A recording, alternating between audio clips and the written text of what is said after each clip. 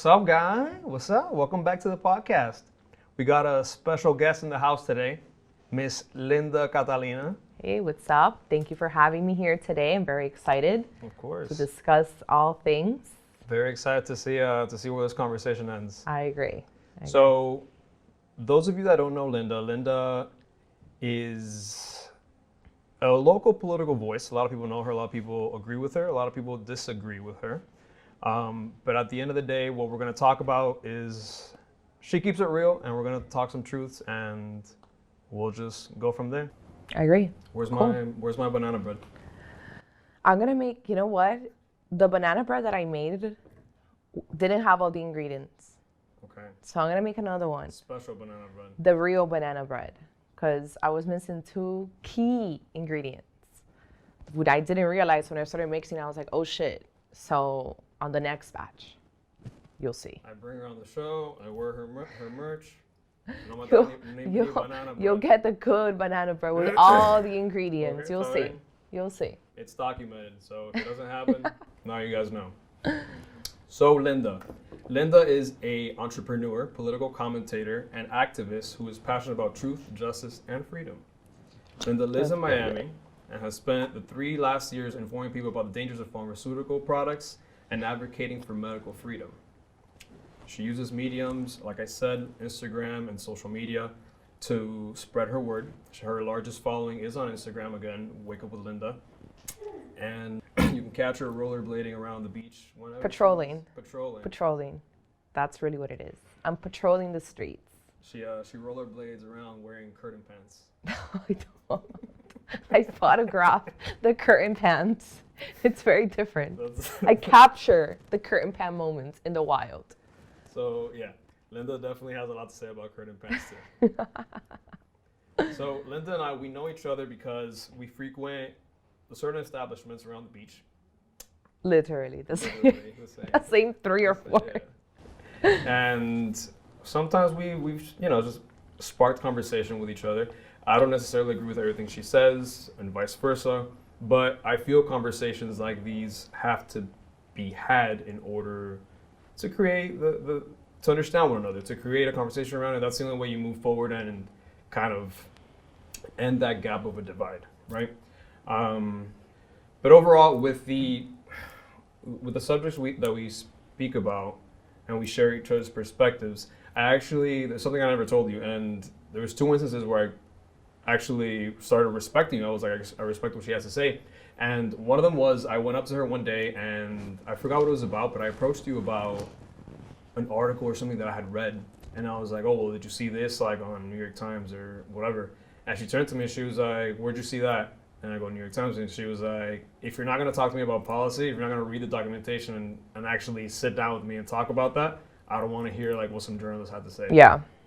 And it's true. It's if we're out here thinking that the media is no longer, at least the mainstream media, is no longer our friend, or some articles can be biased, et cetera, then you have to do the due diligence. You have to sit down and actually read policy, because a lot of times we're just regurgitating like parrots shit that we hear, these major outlets speak on, and at the end of the day, we don't know what we're talking about. Yeah. Speak on that a little bit.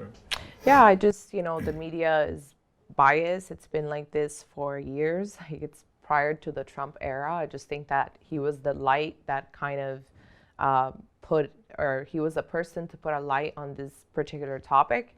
And, most people, I'd say 90% of people, whether they identify as a Republican or as a Democrat or as an independent or libertarian, it's just way easier for you to digest an article versus doing the due diligence to sit there and read about foreign policy or read about immigration or healthcare. Sometimes you don't understand the legal jargon. So it's just easier to just pick up Politico or New York Times and read. But the reality is that journalists have become activists for special interests, and they twist stuff. That's why you have a lot of this like recalls of articles that they have to retract. It just happened. The Washington Post had to retract an article from like December or January when they said, it happens. It doesn't always happen that they admit that they lied or they twisted or manipulated, but it does happen. They just never announce it. You'd have to go back to the article, and then there'll be like a caption at the top or bottom. They almost make it. They almost make it very hard for you to see that they say, we retract this sentence. We re-edit. After further confirmation or further analysis, we understand, and they take it back. They don't admit that they lied, but they do because they manipulate. And by that point, it's already too late. You've changed the perception of many minds who probably think that that is one of the best sources to follow to get truth. But the damage has been done. So to me, that's what I see, that there's like a huge gap in, and it's an outlet that really reports like a reporter, non-biased. I'm reporting what I saw and telling, condensing it and giving it to you without an undertone, without any bias, without everything, whether Fox News or CNN, whatever. There's always an angle to these things, and I think that influences in the divide that people. Yeah, the media is ultimately the enemy of the people. Well, to an extent, because you can't. In my opinion, once you say that, then that goes towards, like, you can liken that to Fidel Castro and how he pitted people against the media. Like, you can't, But So, it's the media is the enemy of the people. I mean, whether it's Fidel Castro or not. I mean, Fidel took over the island. Like, it's not like after that he killed all the journalists and he just took over completely. But, when you are causing issues, when you're lying to the American people constantly for years, like when you are hiding the truth as well prior to Trump to make Obama look good, you are the enemy of the people. It doesn't matter whether you identify as a certain party or another one. Lying, manipulating data, manipulating numbers, and hiding the truth, it's collectively almost like an act of war against the American people, So I don't see how that is comparable to Fidel Castro when it's us, the people, saying that. It's not like, we have right now we have that. We have Joe Biden put a gag order on basically the Custom Border Patrol. They can't talk to the media. That's fascism. That's what's happening at the border. That's fascism. That didn't happen under Trump, And you had all these people running around wild for 4 years, crying about a dictator, crying about, oh, Trump is a fascist, Hitler. And now you have this guy who they support, and he has a gag order on Custom Border Patrols because he doesn't want neither independent media or mainstream media or any journalists at all to get to the border and see the conditions and everything that is happening. And I just had a friend there, and I've had multiple friends at the border that are independent journalists. So we're seeing through their cameras, through their iPhones, their CBP officers that were supposed to meet with my friend this past weekend when he was in McAllen, Texas. They all had to cancel on him. Why? Because of the gag order. That's fascism. So not getting the truth out to people when it comes from the top, that is actually fascism. Us realizing that the media, us realizing as a collective that the media is the devil, and it's used to weaponize, or is used as a weapon against the American people. It's very different, and I think that most Americans agree with that. So how would we receive our news if it's not for the media? Well, that's the way it's supposed to be. But the thing about it is that we're supposed to have a free and fair media. Like, they're not supposed to be, they're not supposed to be activists. They're supposed to be journalists. When you're a journalist, you're supposed to report exactly what you are seeing. Integrity. It's supposed to have exactly. So it's not that we're not supposed to have news or just, burn them down or get rid of them or whatever. It's that they're supposed to not be that way. So at this point, it's a problem that I don't necessarily know how you would even fix it, because we're gonna cancel Fox, cancel CNN, cancel MSNBC. So it's safe to say then that the biased and the compromised media is the enemy of the people. Yeah, which is all of them. Like, they're all owned by 6 corporations. They all have special interests. It's not like, when you look at the umbrella of the 6 corporations who own everything, including other channels like Disney, they're all one big family. It's not like they're all separated from Independent. one another. Right. It's really not like that. Even alternative media like Vox or Vice, they're all compromised because they're getting money or under a parent company that is by the same, you know what I'm saying?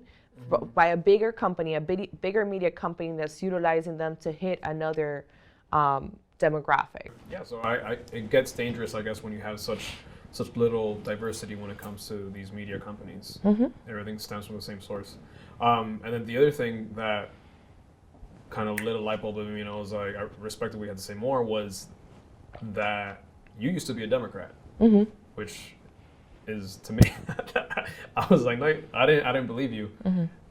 Tell them how, I guess, how did you start getting into politics, and initially when you were a Democrat and so forth on. Right.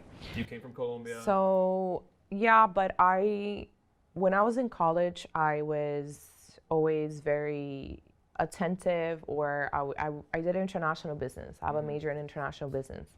And a lot of our upper management classes or our upper level classes, they required a lot of understanding of foreign policy, certain laws, business ethics, all that stuff. So I was kind of in tune with like global politics, not so much like US politics. And I was a huge Obama fan. I really liked Obama, the way he spoke. Just everything seemed so like, not perfect, but I would say, he made it seem perfect. yeah, he made it seem perfect, but I would say under control, right? And I had my friends who were Republicans, and they were fine with Obama. Like, I never really remember seeing them acting like the liberals acted during Trump. I don't ever recall any of my friends, and I have a lot of Republican friends, especially because I have a lot of Cuban friends. And I don't ever recall them or their families who are older ever having that hate towards Obama. They hated Obama. They didn't like Obama, but being outspoken or trying to burn shit down or whatever, you know what I mean? They were just like, okay, we have businesses, we have work, we're teachers, we're this, we're that. Like, it is what it is. Like, we'll just try next time. So when Trump came into office, I voted for Clinton. So I'm always very upfront about that. And I wasn't never a Clinton You voted fan. for Hillary. Yeah. I didn't know that. I was never a Clinton fan. I didn't Me neither. necessarily I voted for her because it was cared, yeah. right? It was the same thing. I actually told my mom in 2015 that Trump, it was like one of my predictions that Trump would win. So I voted against like my instincts because I was like, oh, he's going to win, Mom. Like, he's going to win. We were watching him together, and I was like, he's just a winner, Mom. Like, that's Trump, you know? But, based on like what I thought were my values, to be honest with you, I was uneducated and misinformed. That's what it comes down to. And I was still following certain media that we just talked about: Washington Post, New York Times, CNN, Vice, which you think are reputable sources. I mean, they have the global presence. They've been around for hundreds of years. Right. I think WAPO, like 80 years. New York Times, it's like, holy shit. I was forced to read the New York Times in one of my upper business classes. I had to read it, and the professor quizzes about it. He made us get like a membership. It was like this whole thing. Like, it was this whole, he like made us like read it. He used to be like work for the New York Times too, so it was like a thing. Gotcha. Yeah, so, I was reading that since college. I thought it was informational and accurate and presented great stuff. But what happened was, once Trump got elected, and there was so much pushback for everything, right? Whether it was like the so-called Muslim ban, like that was a huge lie. My cousin works for Homeland Security. My cousin is a custom agents patrol at the Miami International Airport. He's been serving the United States. He served in the Army. He's, very impartial. He doesn't even really like to talk about politics at all. I don't even know who he voted for, who he didn't vote for. He's literally like that, like, I guess what? Private, yeah. Right. And I think it's mostly because he works for the government and he wants to be, neutral. But my cousin, who's worked under Obama, worked under Bush, worked under Trump, when the news came out of the so-called Muslim ban, that Trump just had hate towards Muslims and he just wanted Muslims out of here, my cousin's like, this is a fucking lie. Like, these 8 countries were identified by the Obama administration.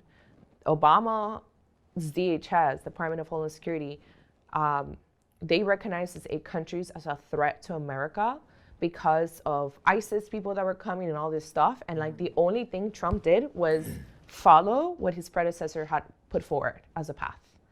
Does that make sense? Well, but Obama didn't go ahead and actually instill the ban. Maybe he identified the countries, but there was no ban. Right, but why does it matter if that's what Obama wanted to do? It's just his term ended. That's what Obama wanted to do. It was never. It was never. It was pinned on whoever pulled the trigger. Yeah, but it was never about it being a Muslim ban. Like there was other countries included in there, like North Korea and Venezuela at one point. So it's just the way. So it was the news. The news made it seem like a Muslim ban. It was never about Muslim people not coming.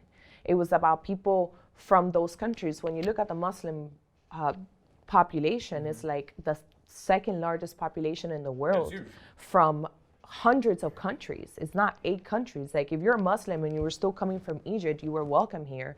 If you were coming from another Somalia, you were still welcome. It was just those 8 countries. And it was never an issue when Obama had identified them, because he identified him to do that travel ban. But it was an issue when Trump followed through with that. With DHS, it's not even what he wanted to do. Remember, agencies work and they present stuff because they're the intelligence agencies, not the president. Agencies work and put forth a plan and say, this is what we have identified as a threat from whatever. It could be the Mexican border, or it could be Colombian, or it could be the Cubans, the Russians. This is what we have identified, and this is what we believe as an intelligence agency, the path to move forward. The president says yes. That's why they have a secretary of Department of Homeland Security, of Border Patrol, blah, blah, blah, blah, blah. Because they are the intelligence. They're the ones that are seeing. And that's something that, the media presented it as like a Muslim ban. Oh, it's just brown people. We're just kicking out. Okay, what about all the other Muslims that are still coming here? So it was never about banning somebody based on their color of their skin or their religion or their faith. It was about countries that presented a problem of national security to this country. Well, it goes back to what you said about it's all the American people receive what the media tells them. And so if the media paints something a certain way, then they're going to receive it that way. Right. If they actually, like you said, tell the whole story from soup to nuts, then that's what they're going to receive. They're going to go. So with that, there was just like a lot of instances that I was like, okay, like these new liberals are insane. Like they have a problem with everything. When he nominated the first female to head the CIA, no female had ever been the head of the CIA. All they said was that Trump was against women, that he was a misogynist, that he hated women, that blah, blah, blah, blah, blah. He nominates, his original cabinet actually had like 40% women, more than any president since I don't know when.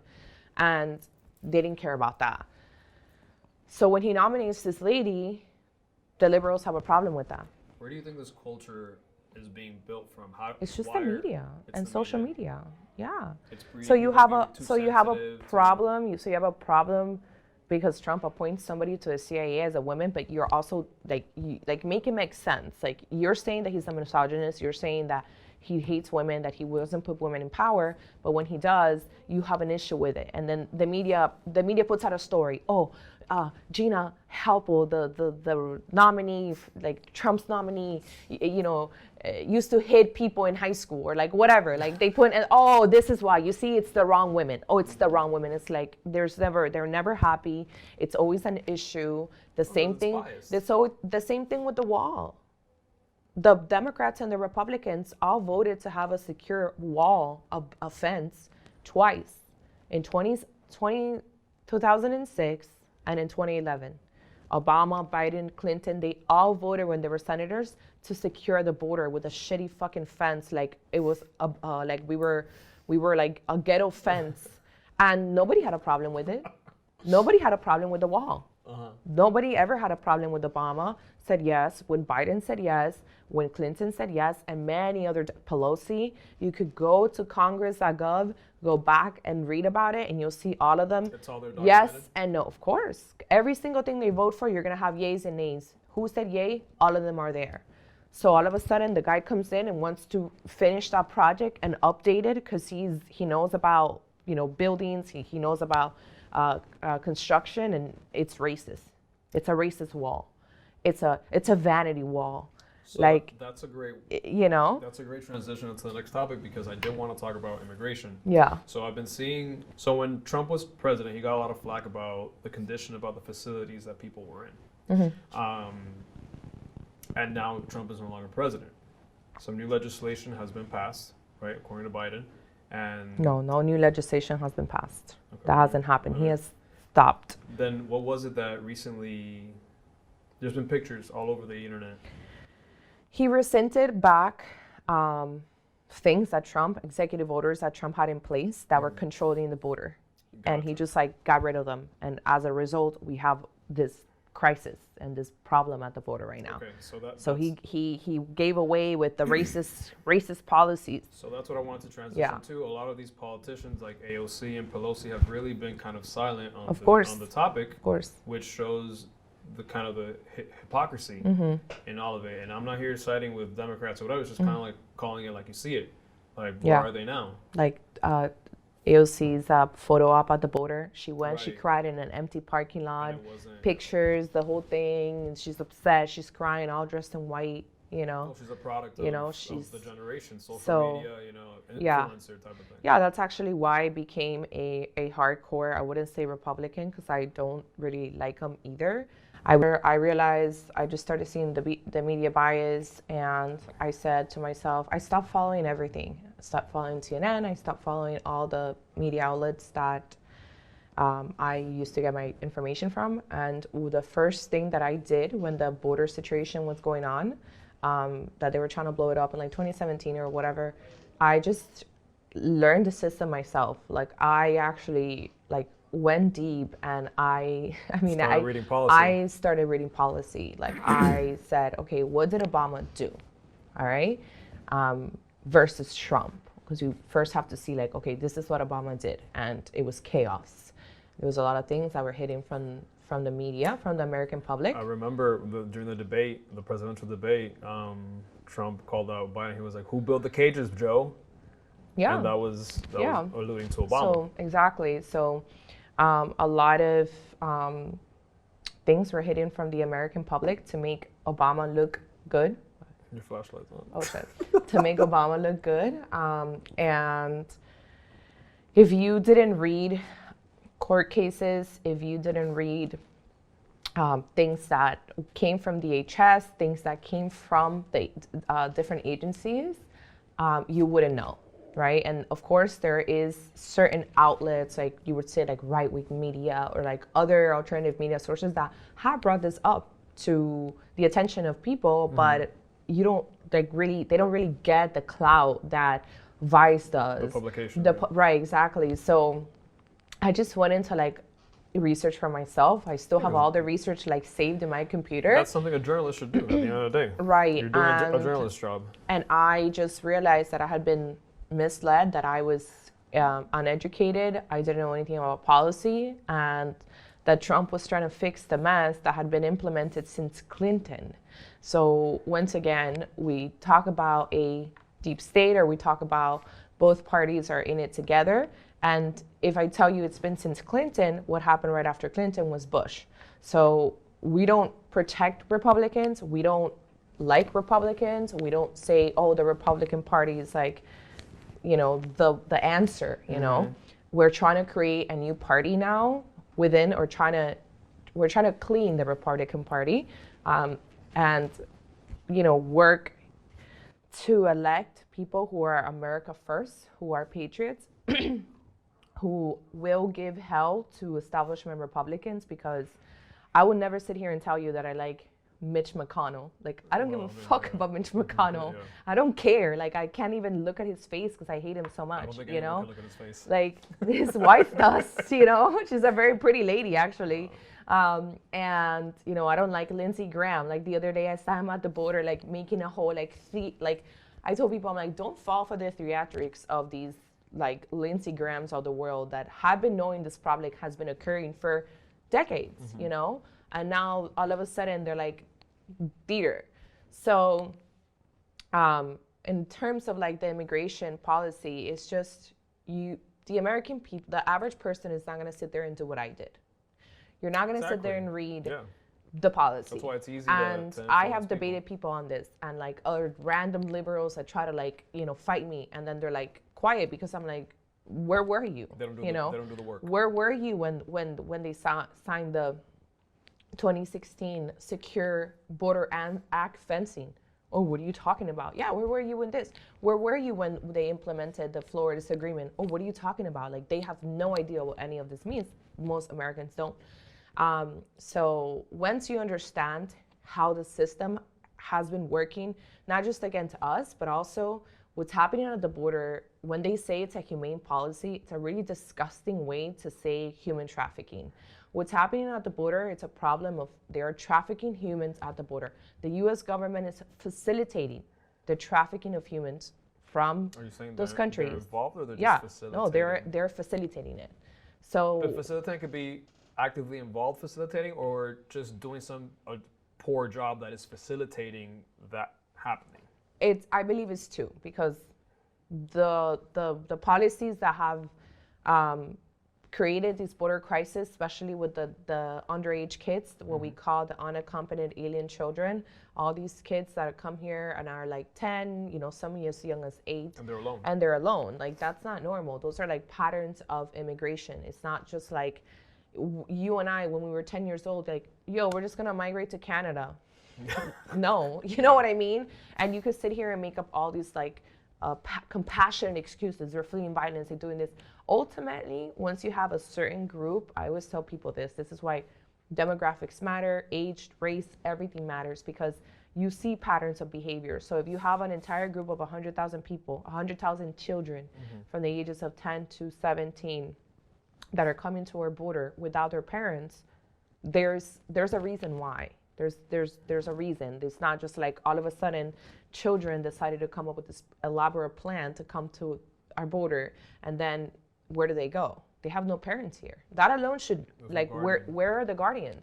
Who are the parents? Who is the government giving these kids to? So it's a big scheme, and they know the laws. The big guys know the laws. They know it. But the problem with that is that, so there's, I guess wherever you look, there's this big narrative of there's a lot of child trafficking going on in the U.S., right? But you can see how specifically people on the left can see that and dismiss it so easily by saying those are just conspiracy theories. A lot of the basis, and this is something I actually want to touch on at the end, but I guess we'll move it up. A lot of the basis that I guess people on the right, not people on the right, a lot of the conservative views are based off of what the left might argue as a conspiracy. The government is against you, things like that. So how can you combat that? How can you put fact where fiction is? Well, that's the new left, because neoclassical liberals, like classical liberalism, which is what the country was founded on, was that you didn't trust the government, was that you wanted to keep the government small. If you look at the liberals from the 80s, if you look at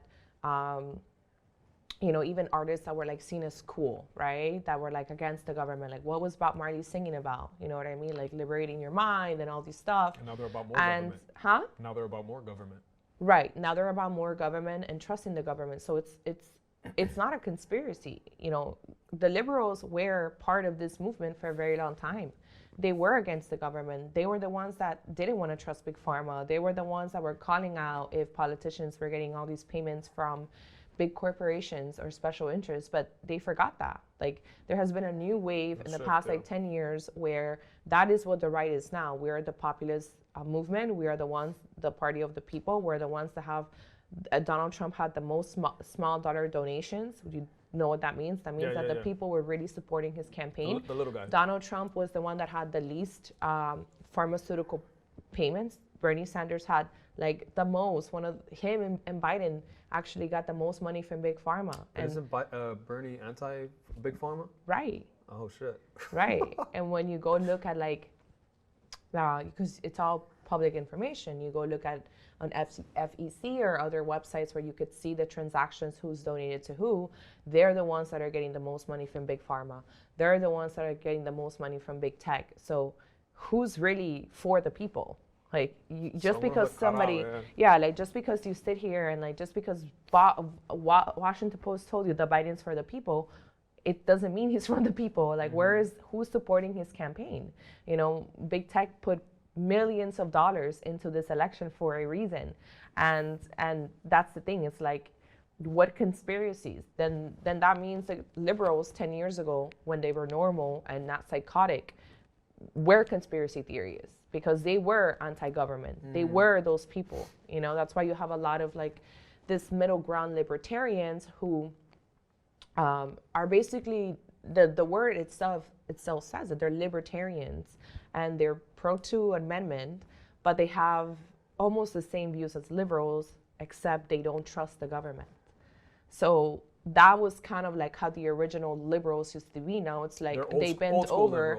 Liberals, like now they bent over and they're like, okay, I need to take it in the ass. Like, sure, like without lube, no problem. Like, I'll do whatever you want. Like, it doesn't matter to me. That's how they are now. Yeah. So, you know, how do you get people to see that? It's so tough. Like, I see some of my friends and I'm like, wow, I thought you were smarter than that. Like, I'm not arguing with you about like being pro-life or pro-choice. I'm not arguing with you about any of your beliefs. It's just like, you really trust the government that much? Like, let me give you the list of the things they've done against us. I don't, like, honestly. Like, you roll up a thing and it's just like, what, should we talk about this experiment or should we talk about the time that they gave, you know, they did this? What about when they did this to this community? It's crazy. I don't think it's that far-fetched anymore, especially in this day and age where, you know, you see more examples of how the guys at the top of the government, they're not really for the people. They're for their own interests, private interests, foreign interests. And some things are common sense. Like Trump used to say, Joe Biden has been in office for 47 years. What has he done? What major changes? Like, the blacks keep voting for the Democrats for 60 years, the black community. Because it's known the Democrats are the party for the people. But Papo, it's been 60 years of them getting their vote and they're still not in better conditions. So at some point you have to analyze and be like, what am I doing? Do you agree that there is some sort of oppression for black people? No, I'm mentally, like everything else. It's all mental.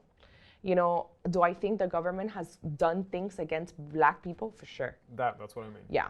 Or they keep to keep them in a certain 100%. And we all agree with that. That's a form of oppression. Right, but it's not, I guess you'd say, but at the same time, you could be a Latino or a white person who is under the same mentality. So do you see what I mean? Like, white liberals they're tan locos, you know, and they have the same beliefs that a black liberal. That's why you see Black Lives Matter. It's going to be full of white people supporting them and backing them up. So are we going to say that then also the whites are oppressed? I feel like the system oppresses all of us. Like, how are you going to sit here and say the government is racist, right? White supremacists control everything. There's also systematic racism, and in the same breath, say that you want to give them your guns. How are you going to sit here and do that? Minorities should be the #1 people with guns to defend themselves from the oppressive regime. Like, does that make sense to you? I see what you're saying. Like, you can't sit here and say that, you know, everyone's a white supremacist, you know, blacks, what was it that LeBron say? Oh, we can't even walk. We can't even run and down the street without getting shot. Okay, well, then defend yourself. You know, some of the biggest gun advocates on the right are black people. And I don't have the stats. I'm not a gun activist, so I can't sit here and tell you data, but they will, because that is their thing. You know, there's a guy who's very famous, Colin O'Connor, I believe, huge Black American gun advocate. He doesn't talk about parties. He's not talking about Biden or Trump. I mean, he'll bring up their policies, which affect the gun community or the Second Amendment, but he's not like, I'm pro this or I'm pro that, or I ride hard for this person. His thing is guns, and he'll tell you, blacks should be the #1, blacks, minorities. If you believe that this is a system of oppression, why are you giving up your guns? Does it make sense to you? Well, it comes up under another pretense, right? They spin it a different way. People understand it a different way. But that's what There's they're gun violence. that's what you know, that's a made up term. But I'm talking about the logic, the liberal logic. The logic is that it's a system of oppression and it's a systematically racist or what is it? Systematic racism and all this stuff. So you're gonna give the oppressor your guns or whatever. Let's say back in the day it was your knives, your spades. I mean, I don't know. It just doesn't make any sense no matter how you put on it. If you want to talk about gun violence, what they call it, or mass shootings, that's a different topic. But if we're talking about what the liberal logic, which is, you know, minorities are oppressed, even though there's a bunch of brown people and black people coming here, then why would you want to give the oppressors what you can defend yourself with? It's well, because they trust that they logic. They trust the oppressor in some ways, I guess, but they don't. And that's what I mean. They don't have any logic. Okay, hot take. So hot take by Linda. They don't have any logic. They don't have common sense. So I see what you're saying. you know, that's yeah. But we were talking about before that, yeah, immigration. Like people just don't understand policy. I got a. I'm gonna put in my phone just to like read it, but I got a what do you call it? A tip from. You got a hotline now? I have spies all over. I have spies all over. You know, like Cersei from Game of Thrones had little birds. The bald guy. That's me. I'm embarrassed. So I have a San Diego resident who was contacted by an organization,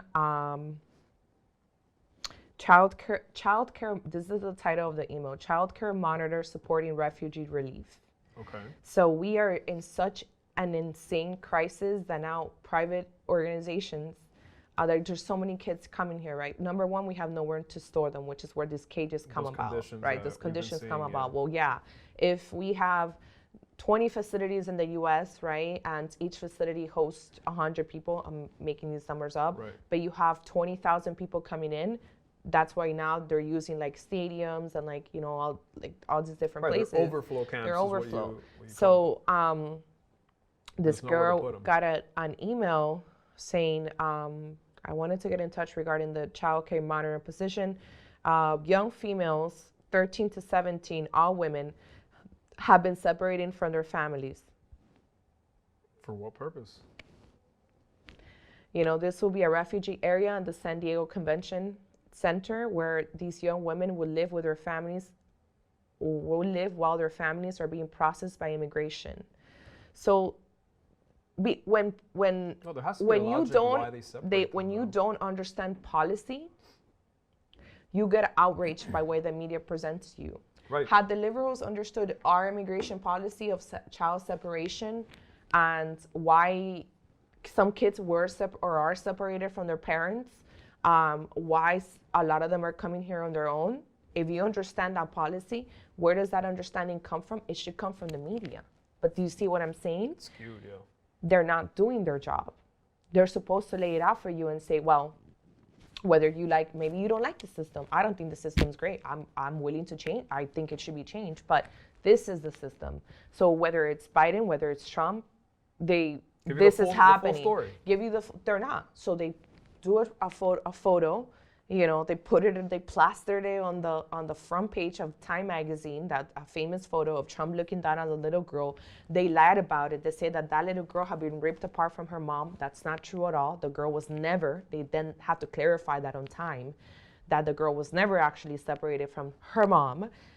They just took that picture of the little girl crying. The little girl had been walking for like 8 hours with her mom. She was fussy, she was hungry, she was sleepy, she was tired, and the mom was being searched. The little girl's there, photographers take a picture, boom. And that's it, they got the shot. You know, outrage. I mean, I'll tell you personally, before I really looked into it, I was outraged too. When you see those pictures, I think we had that conversation a while back, and you were telling me those are not the camps they put immigrants in. Those are overflow camps. Because the actual ones they don't take pictures of, which are more hospitable and have like better conditions. Yeah. Those are the ones that they just have. They do yoga, they do soccer. When they don't have anywhere else to go. It's like you just gotta hoard them somewhere. And that's not But something. that's the system, you know. Yeah. And then you have to ask yourself, aside from the system, it's like, why are these teens coming here? Well, that's what happened under Obama. A lot of these kids are trafficked. So the government is allowing that. That's what Trump stopped. That system is something that people don't understand, so they get outraged. And there was a very famous Senate report that came out in 2016, along with a lawsuit against 7 different individuals. Most of them were Guatemalan and Honduran. And why that is because they trafficked kids. Some of them were 12 years old, some of them were like 15 and 17, and had them working in the worst conditions in Marion, Ohio. And all of these kids ended up being those unaccompanied alien children. And what ended up happening was that when like 100,000 kids came during the Obama years from like 2014 to 2016, and those kids, the overflow, then they start giving them to whoever. They're literally like, and they just said it right now, the Biden administration stopped fingerprints. They stopped doing the due diligence to make sure that those kids are given to a legitimate individual who is going to take care of them, whether it's a family member or whoever. Again, they don't have parents here. I repeat, they don't have parents here. That is a really big red flag. That's crazy. Why are these kids here? Why is there so many girls in San Diego? Are they going to be trafficked? Doesn't the government say anything about it? Like, no one asks? They don't have a logic? Well, that's what Trump was trying to tell us for a very long time. You should see all the many times that Trump advised and said they're trafficking kids, they're trafficking kids, they're trafficking women, they're trafficking kids, and everybody said that he was crazy. But the stats before he came there, that Senate report, it's a Senate report from 2016, and the court cases show that they are being trafficked.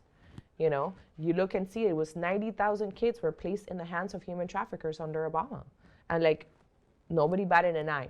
That's fucking crazy. Nobody batted an eye, you know? So once you start finding out all those truths that some people say are conspiracies, but I'm like, hey, here's a court case. Those people are in jail for trafficking kids. Here's the Senate report. Here's this. This is all proof.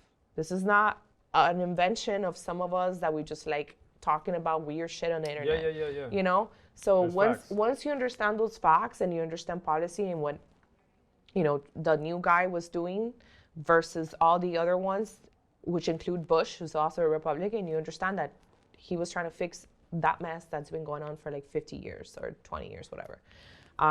So yeah, that's it. So now I'm not even outraged. I'm like, oh, they're trafficking kids. Yeah, just another day in the U.S. Just another day where America's back. Yeah, America's back to trafficking kids. So I'm like, all right, well, I mean, nobody cared before. Liberals are not going to care now. So it is what it is. Hot take. Hot take.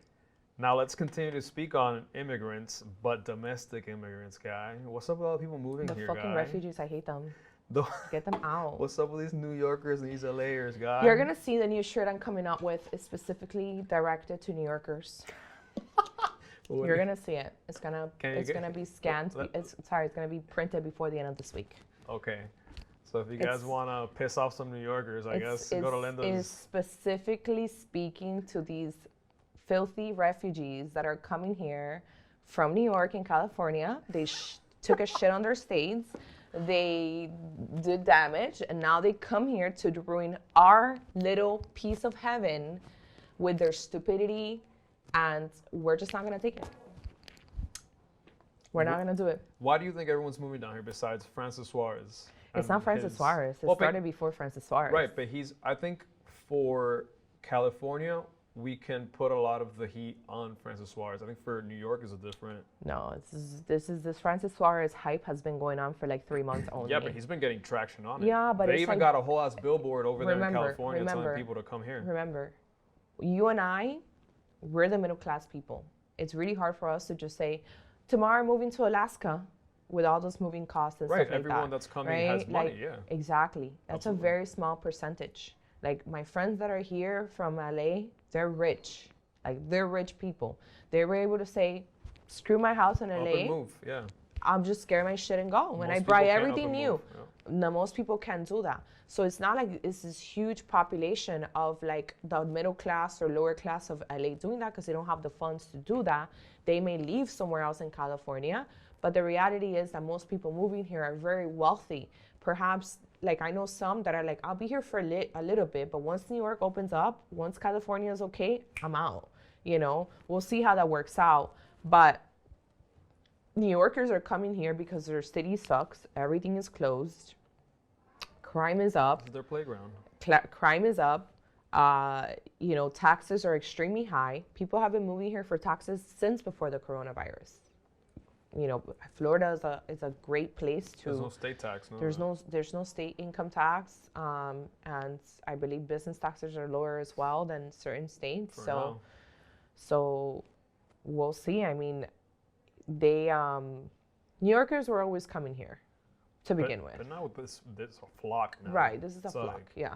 It's a new generation too, and look, to be fair, not all of them are mentally challenged like other liberals, but they still need to be put in their place. Like, they still need to be shown that we are from the 305, and this is our culture. Till I die, baby. This is our culture, and like, they just can't come here and think that they're in New York or they're in LA. You go somewhere, and we said this earlier, you have to adapt to the place you're going to. You can't come here with your fucking New York and bullshit, trying to change shit around. Like, we got the 305 way, baby. Yeah, like they'll learn quick, I think, because Miami people just like confront someone in traffic, see what happens, just try it.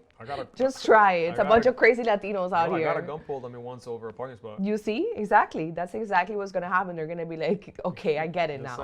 I can't, we have a plethora here of like different cultures within Latin America and the Caribbean. And we work cohesively together here, but outsiders, it's different. We know how to flow. We know how to flow, It's like a school of fish. Yeah. We're cool, but, the outsiders, a little bit different. So we'll see. How do you think this is affecting? I think it has a great impact on the housing market. Like, I just saw some shit that for the 5th or 6th month in a row, Miami has had the highest single family pricing for homes. Yes. I think it was $465,000 for una casita esa. You probably have to end up remodeling anyway. In Homestead. In Homestead. That's where you can like afford shit. I think a lot of this has to do with this influx of people that's coming, and specifically all the developments that you continue to see, specifically in the city of Miami, where Francis is the mayor. All these buildings that are empty half the year. I guess some of these people are moving in, not but moving in temporarily. These people that are probably not going to be contributing to the economy once they're up and going wherever the fuck their permanent address is. Yeah, the prices of property for sure are going up, and I think that has a lot to do with it. I don't know how the future is going to look in terms of like Miami. Like, I think that... Yeah, I'm like, I have no idea. I think that there's a lot of people like Francis that think it's like, oh, like all this hype of like people coming here. Like, we already had a few companies here. We already had Vice Media. I did a segment with them in their Wynwood office. We've had Spotify, a small office here. We have a Facebook office as well, which is probably Instagram too. So there's been that stuff. I know he's really focused on Bitcoin. Crypto, I don't know. I don't know if it's gonna work out as well as he thinks it's gonna work out, because people are gonna get tired of the heat. People are gonna get tired of traffic. Like, I just don't know if they'll be able to fit in with the culture. My thing is, I saw him. I wrote to him on Twitter. And I asked him, this is all very cool and fine and all. Yeah, it's great. Like, who wouldn't want Miami to get more innovative? But how are you thinking towards the future? This influx of people, are they harming or hurting current issues that Miami already has? Are these companies opening up going to be employing Miami people, or are they bringing their own people? They're going to bring their people. That's exactly what I'm saying. They're going to bring their people. I think he's looking for his own self-interest. Yeah, of course. There was an actual Miami... 350 is already in his campaign. Miami Herald published some shit that it was like some Silicon Valley company. They funded almost $300,000 towards his next campaign, and that's exactly what this guy wants. Yeah, of course. I don't believe for 1 second that he has the best intentions for Miami. He doesn't. It's really literally all to fund his campaign. So these are issues that are going to affect the Miami people in the long run. Yeah, like a lot of, like the guy that was like, oh, there's like every week I'm getting a recruiter, some guy that I was like chatting with. Every week I'm getting a recruiter. This is going to be great for Miami. Every week I'm getting a recruiter that's in tech that wants me to, be part of, that there's so many companies hiring. What's this thing? And I go, what do you think they keep reaching out to you? Because there's not that many supply of people that are trained like you. 100%. Where are these people training? Does he also have a plan of how to get people? Because that's the thing. These jobs, like, maybe some of them could be like managerial, maybe some of them could be administrative, maybe some of them. 100%. And I'm not saying by any means that Miamians don't have that talent, but like not a lot of people do. It's not a job skill. Yeah. I don't think that there's even that many magnet schools that, how do you say, have some sort of program for STEM, which is science, technology, engineering, and math. And if you don't have that, then they're going to bring people from San Francisco here. They're going to bring people from New York. And then also what I heard is that a lot of these companies are opening small offices because everyone's remote. There you go.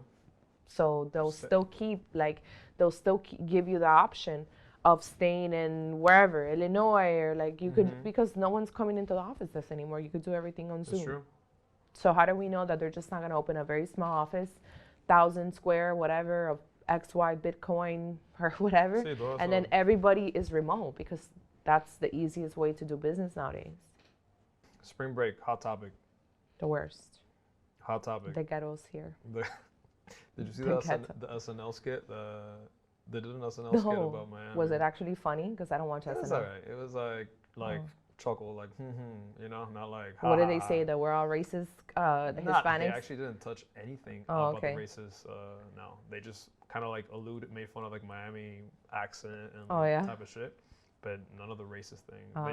They presented spring breakers like what spring breakers look like, not like 40-year-old, 50-year-old people that are coming for spring break. Like the actual, like, what's actually happening. Yeah. They think it's like actual spring breakers. Like they just want to portray it that way, but it was all right. I wanted to touch on that because I think you would agree, and it's something that that guy Oye Dairon, on Instagram, he stated this, and I thought it was 100% true, that the reason why I think this year it got so out of hand, which, I mean, there's a lot of different factors into that. COVID, people acting like they're finally free, whatever, they think they're in Miami, so they can do whatever the fuck they want. It's also that because of the media and because of politicians, police are now scared of doing their actual job. Yeah, that's what I said too. And they're getting, and it's true. Even though and I don't believe, I'm still on the whole police brutality thing, and that does exist, in my opinion. It is a thing, and you should never be using excessive force. However, unless they're doing excessive force, unless they're fucking up. Correct. Then 100%. What? If you're not, if you're out here trying to swing at a cop, 100%, you're doing something stupid, you're gonna get tackled. It is what it is. 100%. It would be the same way as if you walked around with a security guard because you were famous, and someone's trying to take a selfie. Okay, they choke them. That's fucked up. But if they're trying to like grab your penis, your security guard is gonna probably like grab them and throw them. It's just the way that it is. Right. But I do agree that does exist now. It's like police, specifically Miami, it's a large city. They've probably been told, can't watch out. They're scared. They're scared to do their actual job. It's a combination of things. If you look back at who has if any city that has issues, let me rephrase this, any big or major coastal city, or even inside of, it doesn't have to be coastal, but any city that has a lot of issues, whether it's with crime, whether it's something like this with spring break, whether it's the homelessness. And when you go look at who's had the stronghold in that city, it's going to be a Democrat. Miami Beach has been under Democrat ruling for over 20 years. Well, it's a liberal city. Right. But that doesn't mean that somebody can't do their job. It doesn't mean, so there goes the answer. Why are they electing, being a liberal, having a cool city that's liberal, that has nightlife and a gay beach, doesn't mean that you can't have law and order. Doesn't mean that you're gonna let it get out of control. Yeah. Doesn't mean that you're gonna have the chaos that you had here. But the point is that for 20 years, Democrats have had it down in Miami Beach, and it's only gotten worse. So what does that tell you? That tells you that, number one, people keep voting for the same devil over and over again. Maybe they keep voting for them because there's no one to run against them. Maybe they're running unopposed. That happens a lot in like small little districts. You gotta choose what's the lesser evil. Right, or just a lot of times like they literally run unopposed. Like nobody's challenging them, and they just get the position by default. So I don't necessarily know all the intricacies of Miami Beach, but I do know that there had Democrats holding down the power for 20 years. And the reality is that this problem of spring break got worse here, but this problem happens every year with Memorial Day weekend. Yeah. And they hide the crimes yeah. based on the people's skin color, and they hide all the fuckery. And I have articles for as old as God knows what, but there was an interesting one on 2017 where Miami New Times basically wrote the same article in 2017 that they wrote this year. Like, if you print both of them out, you're like, okay, this was 2017, this is 2021, and they're the same article. Miami Beach police are racist. Whites and Latino population don't want blacks there. Black leaders call for less policing on Memorial Day weekend crowd. Everything is always around the same issue. Oh, Miami Beach needs to find them something to do. The reason why they act that way is because they don't have any parties. Mind you, this is 2017. We didn't have coronavirus in 2017. Every single club and everything was open in Miami. It's been an issue every year. Yeah. It's been an issue. It's been an issue. It's been an issue every year. And then in that article, you have one of the commissioners, I forgot his name, who's no longer around, and that guy was saying, we gotta cancel Memorial Day weekend. We gotta cancel it. It's it. It's gonna cancel. We're gonna rebrand it. We're gonna bring something else. Whatever. And they get pressured by these black social justice organizations like the NCAP, I don't know, forgot the whatever. Like oh, it's about race. You don't want black people there. No. And it's like, no, it's like, we just don't want the crime. Like, we don't want that here. Yeah. No. You just hate the black tourists. No, we don't. Like, we just don't want that crowd here. Like the ghetto, it's whatever you want to call it. It's not a race. Exactly. And they get pressured, and then they don't do anything about it. So then Miami Beach has had this problem. So 2017, they were pushing to cancel it. In come the liberals to say, you can't do that because what you're doing is discriminating against a black tourist. Well, we have black tourists all year round for other stuff that don't act like that, and they don't do it.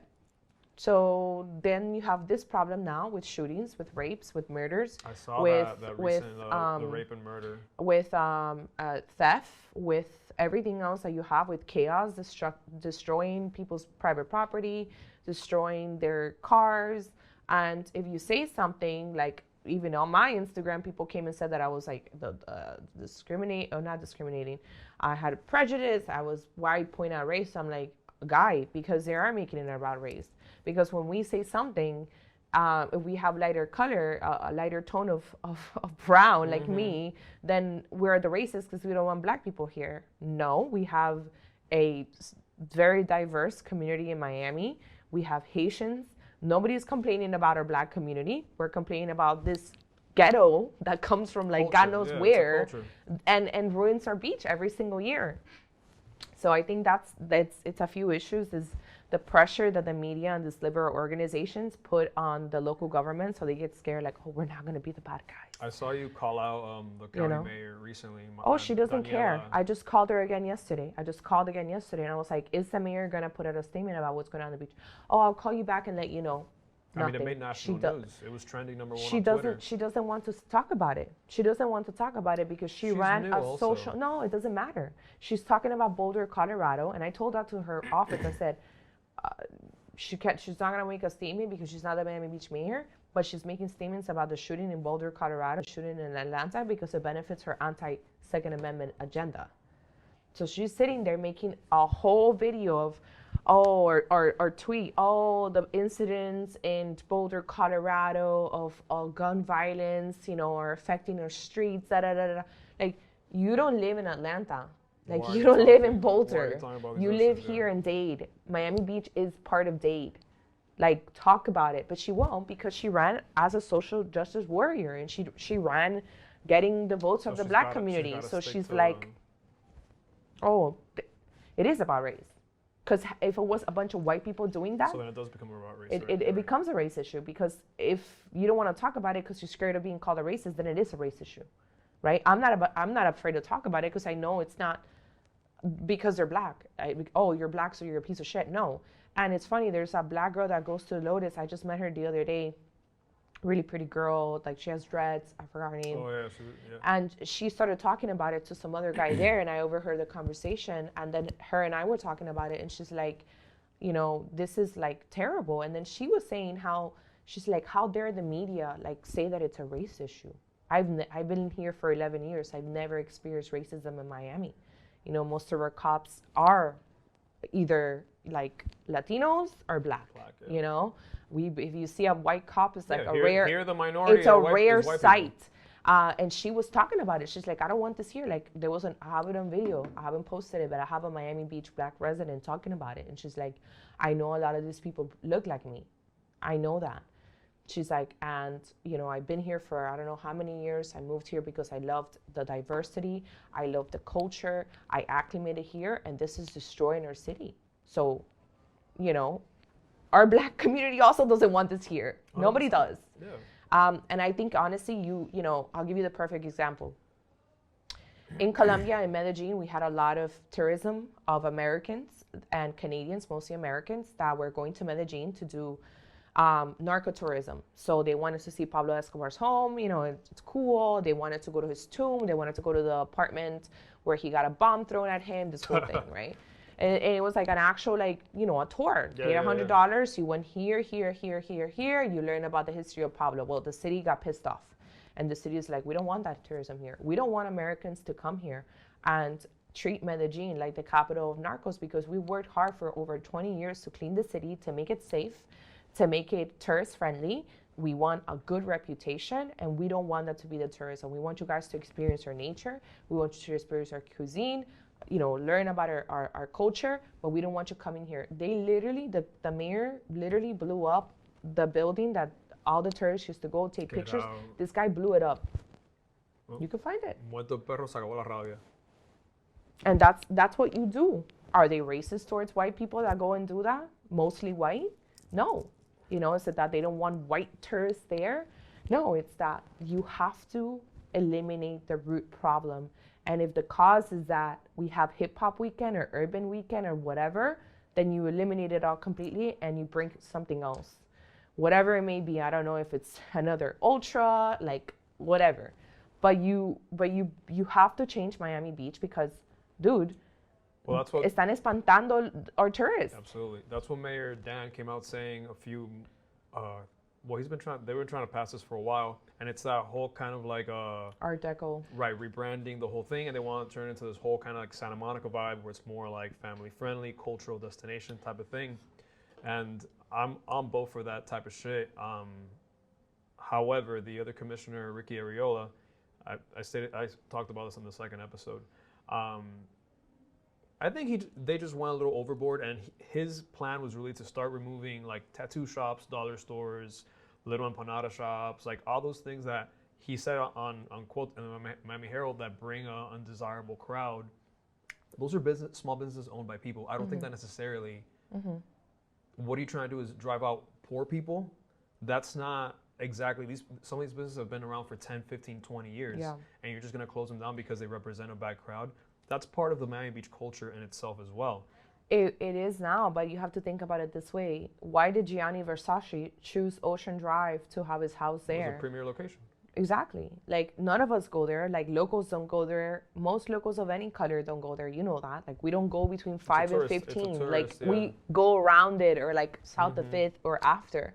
And wouldn't you agree that we should want to say, you know what, I want to go to Josue's brunch place on Saturday. Why not? It's a premier location. 100%, and I'm not saying to drive them out. I didn't really read into it, so I don't know. I'm not saying I agree with that.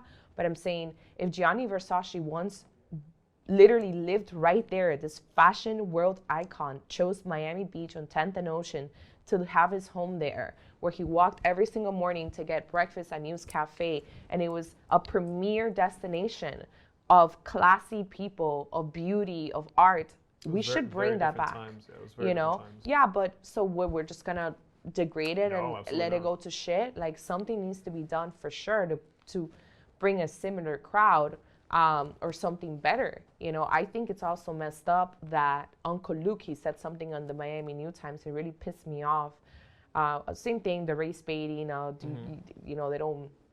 Police are tough because they're black, and Latinos are racist, and whites are racist, and they only like their white crowds that come during Art Basel and Ultra. And if you think about it, that's racist on its own, because what are you trying to say about blacks? Are you trying to say that blacks don't participate in art, in music, in fashion, Well, in maybe Music that's Week. not black dominated.